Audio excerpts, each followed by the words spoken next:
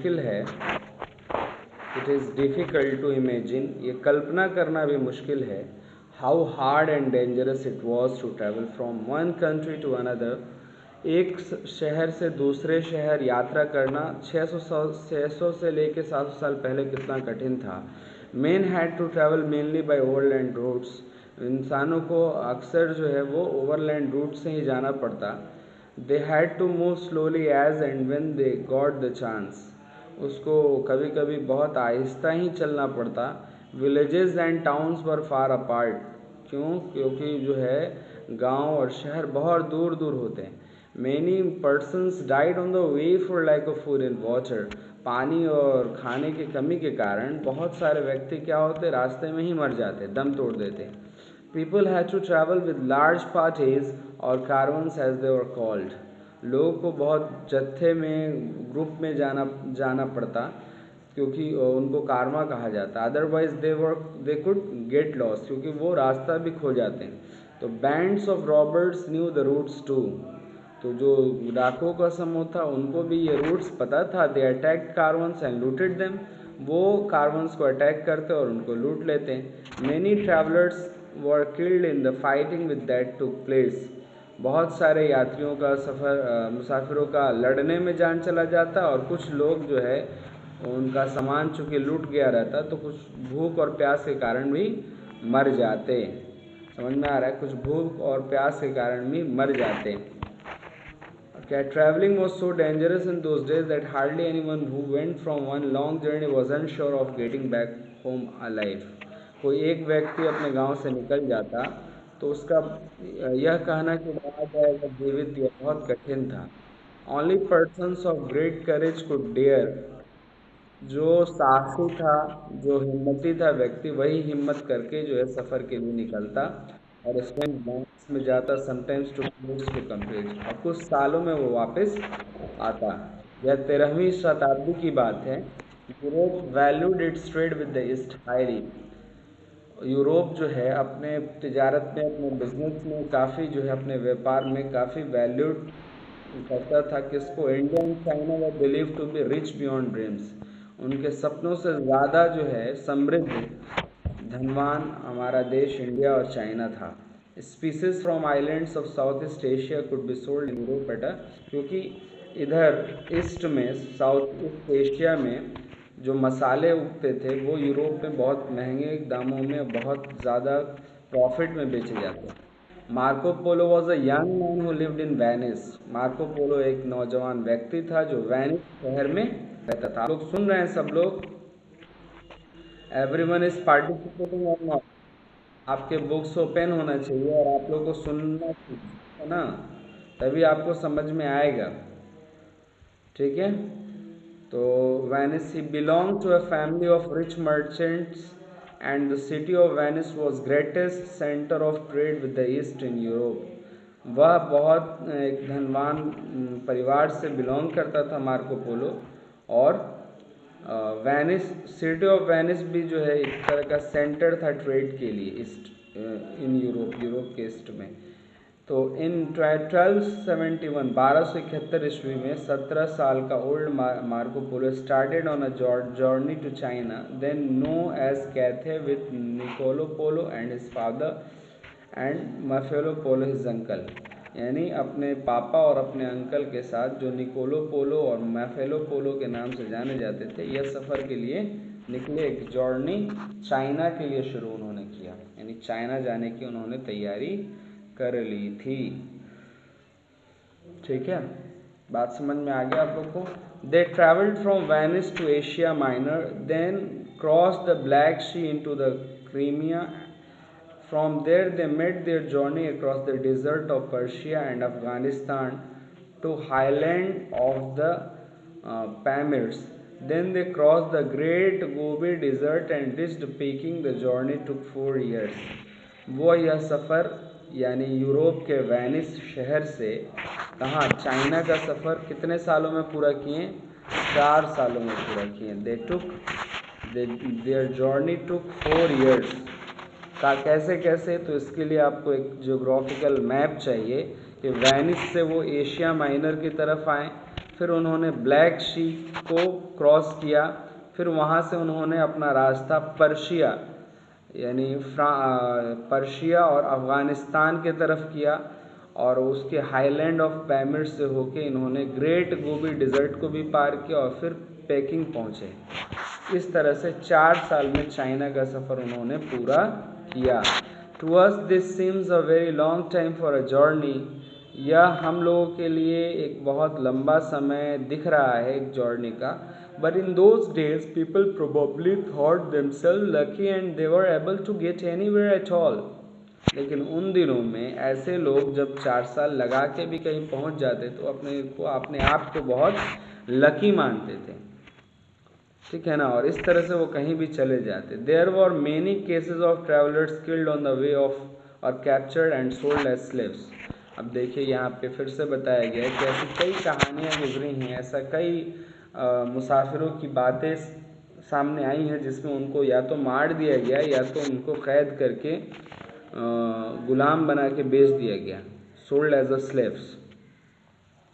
The Polos went to the court of Kublai Khan, a grandson of the famous Mongol invader Genghis Khan. He was the ruler of the vast empire with its capital at Peking.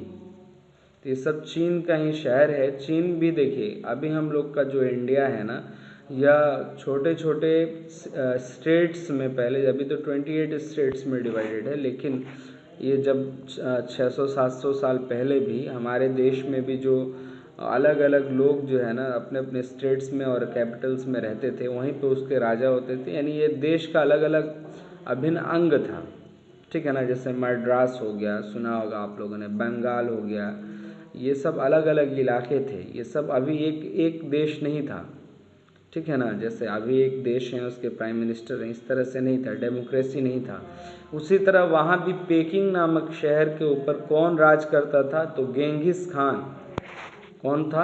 Genghis Khan था। He was the ruler of west empire with its capital at Peking. यानी अपने पूरे साम्राज्य पे ये राज करता था। उसका शहर का नाम क्या था? पेकिंग था, ठीक है ना।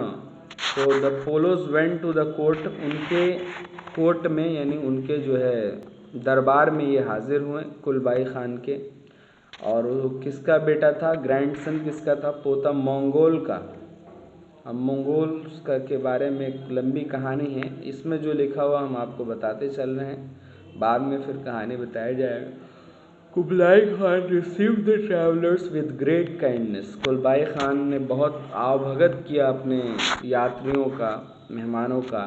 Niccolo and Matthew had already made a trip to China some years ago and were known to the empire.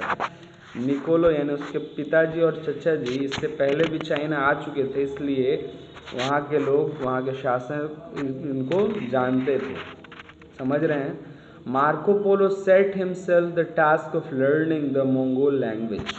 Marco Polo अब जो है यह अपने आप को मंगोल्स का लैंग्वेज सीखने के ऊपर अपने आप को तैयार किया। The emperor was so pleased with him that he took him into his service.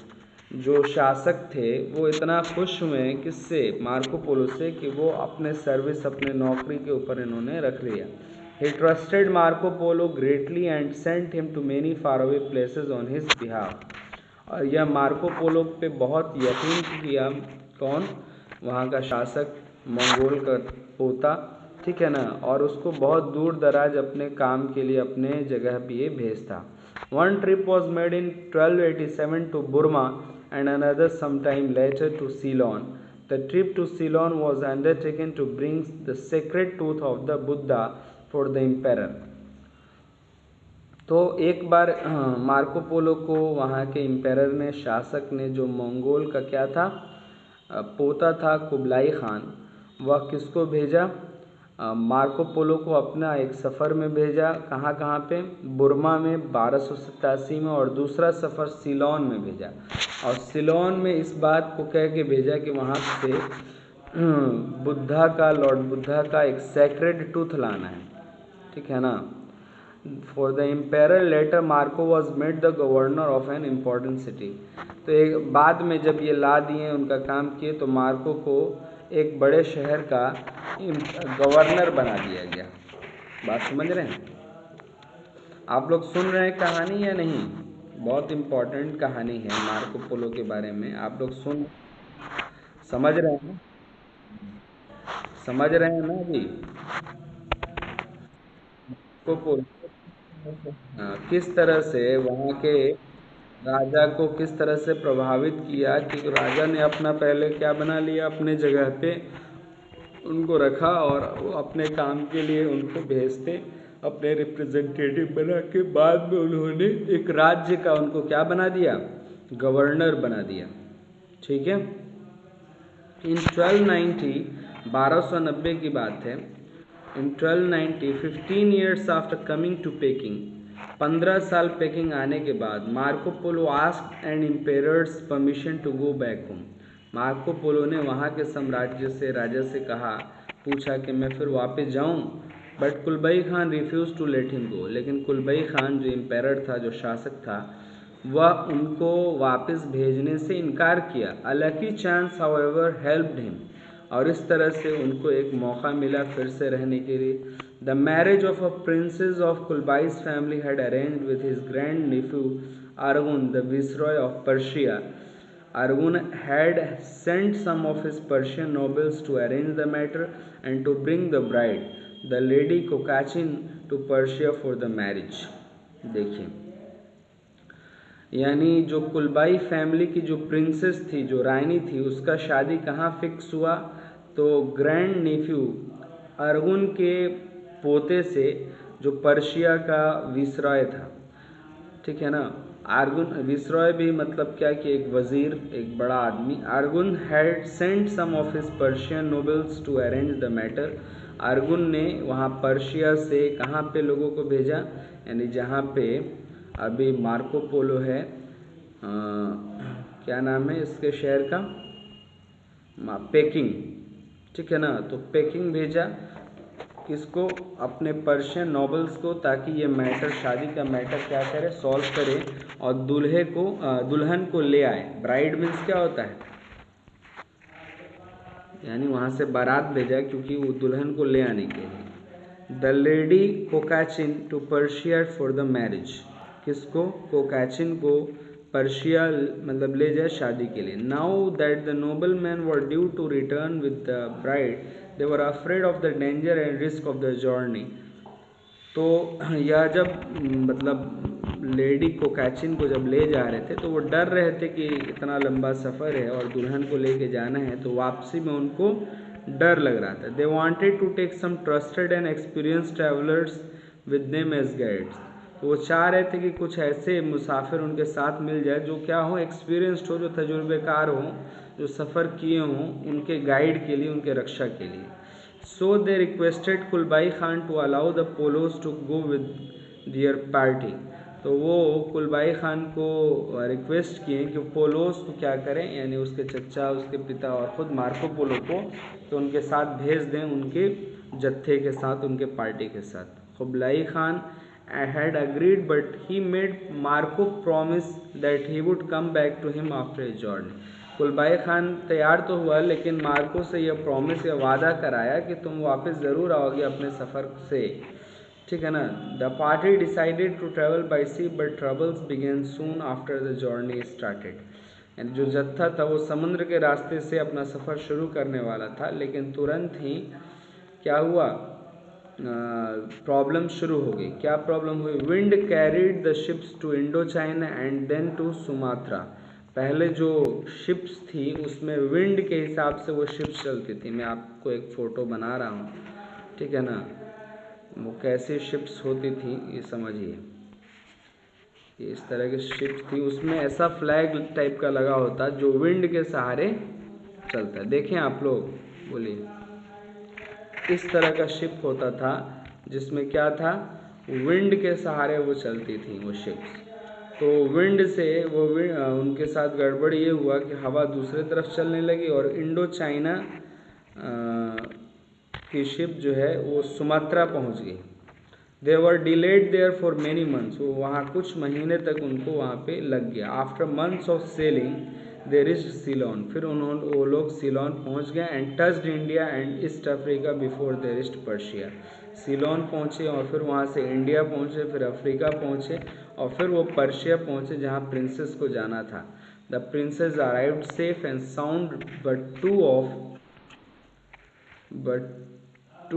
मतलब ये बहुत अच्छे से और बहुत खुशी से वहाँ पहुँच, but two of the three Persian nobleman who had started the journey with her died on the वे। ठीक है ना, लेकिन दो व्यक्ति जो आए थे वहाँ से पर्शिया से इनको लेके जाने के लिए, वो रास्ते में ही मर गए, यानी एक बचा था। व्हाट वाज वर्स, क्या गड़बड़ी थी? Arjun himself died sometimes before the pretty party reached Persia. तो अर्जुन जो वहाँ का राजा था वो भी मर चुका था जैसे ये लोग पर्शिया पहुँचे। Shortly afterwards news came the कुलबाई खान वॉज ऑल्सो डेड। कुछ देर के बाद ये इनको न्यूज़ मिली कि कुलबाई खान भी मर गया। There was no need now for Marco Polo to go back to Peking as he has promised. तो अब जो है मार्को पोलो को कोई जाने की ज़रूरत नहीं है वापस पेकिंग, जैसा कि उसने वादा किया था। He his father and uncle had grown very rich. अब वो बहुत बड़े भी हो चुके थे और धनवान भी हो चुके थे। They return to Venice where they arrived in 1295।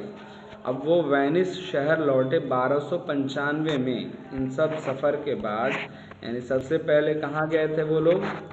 बोलिए, अब आप लोग का जो है बारी है, यू हैव टू आंसर। सबसे पहले किस शहर आए थे वो? चाइना में। कहाँ आए थे? पेकिंग शहर में। ठीक है ना, तो वहाँ कुलबाई खान का साम्राज्य था, वहाँ पे बहुत दिनों तक। अब कब आए थे ये लोग? देखिए 1271 में, 1271 में, 1271 में ये लोग जो है सफ़र शुरू किया, यानी 1275, 4 साल इनको लगा आने में। 1275 में ये पेकिंग आए और पेकिंग आने के बाद बहुत काम ऐसा किया तो फिर जो है उनको 1290 में उनको जो है कहीं मार्को पोलो जो है 1290 का पूछा कि मैं जाऊं वापस, तो फिर उन्होंने मना किया। फिर उनको ये एक उसका जो है स्टेट का क्या बना दिया था, गवर्नर भी बना। और फिर जो है जैसा कि वहाँ के प्रिंसेस का रिश्ता जो आया था अफ़गानिस्तान से, कहाँ से आया था रिश्ता? पर्शिया से। पर्शिया से जो रिश्ता आया था तो फिर उसमें जो लोग वापस लौट रहे थे, तो चूंकि वो अकेले पड़ रहे थे सफ़र में और डर रहे थे, तो फिर ये उनके साथ चले गए। और फिर मतलब ये 1295 में रिटर्न हो चुके थे। कहाँ उन्होंने सफ़र जो है 1271 में शुरू किया और 41 साल के बाद वो लोग फिर अपने गांव और घर पे लौटे थे। देखिए यही बताना है इसमें कि कितना लंबा लंबा लोग का सफ़र होता था। देखिए, the lad of 17 who had left home in 1271, अब वो 41 का हो चुका था, सॉरी, तो 24 साल की कुल जर्नी थी। वेनिस शहर में वो लोग फिर 1295 में वापस पहुंचे। समझ रहे हैं आप लोग? 1271 में उन्होंने वेनिस शहर छोड़ा था, अपना सफ़र छोड़ा था। कब पहुँचे? 1295 में, 1295 में, कुल 24 साल के बाद। तो जो 17 साल का मार्को पोलो था वो अब 41 साल का हो चुका था, 41 ईयर्स का। The story is told that when the Polos landed in Venice no one could recognise them. ये कहानी बताई जाती है कि जब ये पोलोज वेनिस शहर वापस लौटे, कोई उनको पहचान नहीं पाया था। So they invited all their friends and relatives to dinner one night.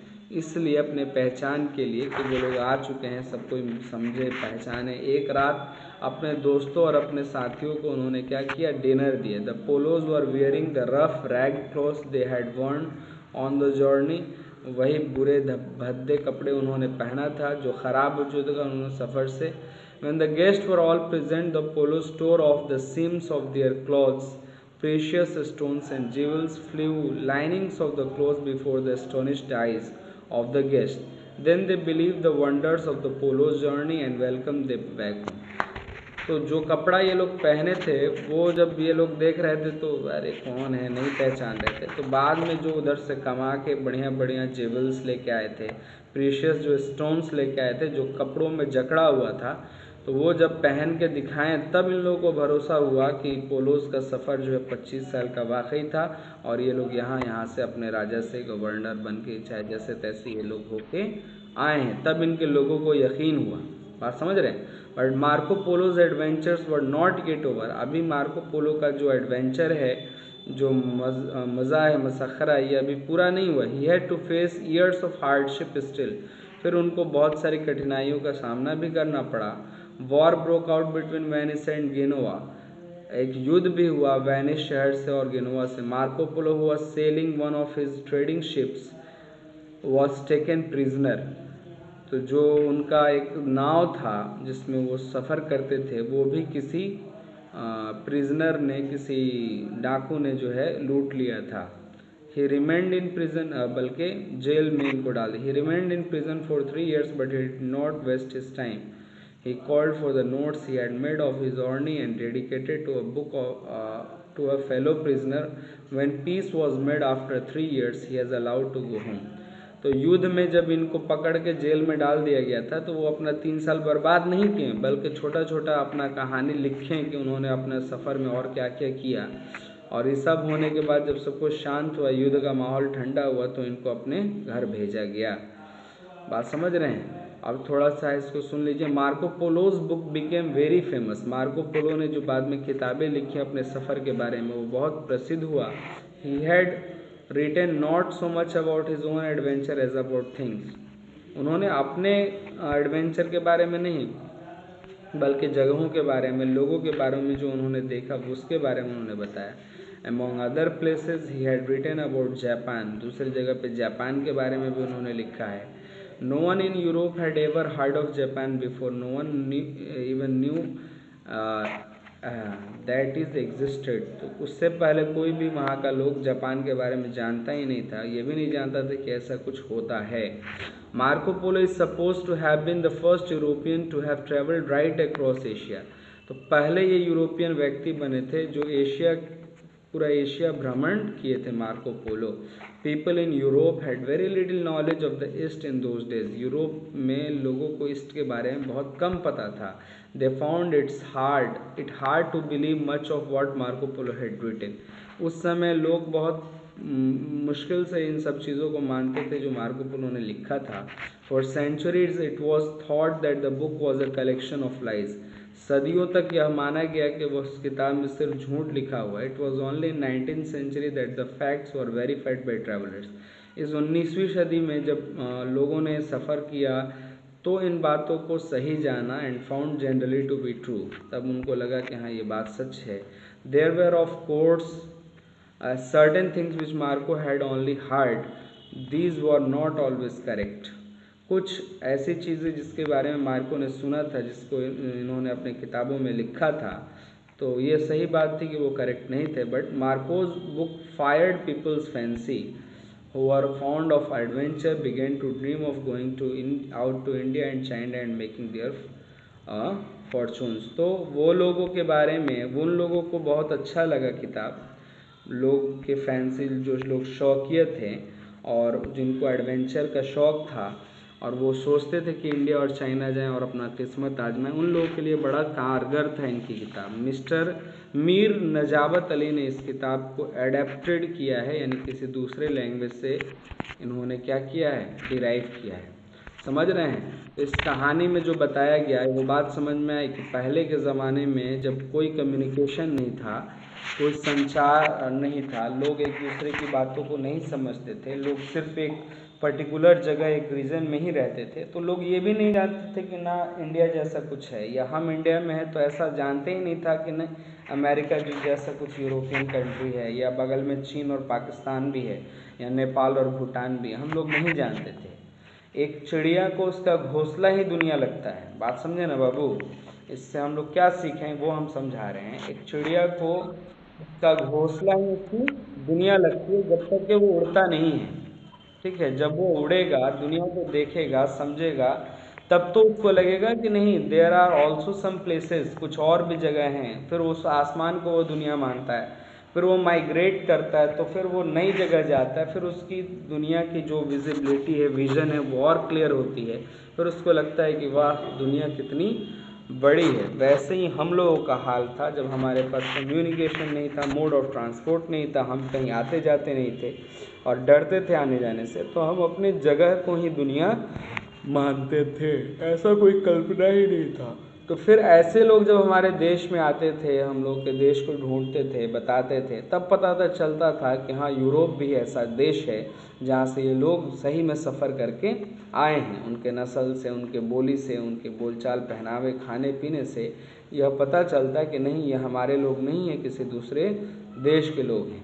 तो सोचिए, वैसे स्थिति में ये लोग घूमे हैं, ऐसे जगहों को जो है क्या एक्सप्लोर किए हैं, समझे हैं, बुझे हैं। और चूँकि वो लोग पढ़े लिखे थे, 600-700 साल में उन लोग शिक्षित थे, तो उन लोगों ने लिखा भी है कि हाँ, हम यहाँ गए थे, ऐसा था, वैसा था।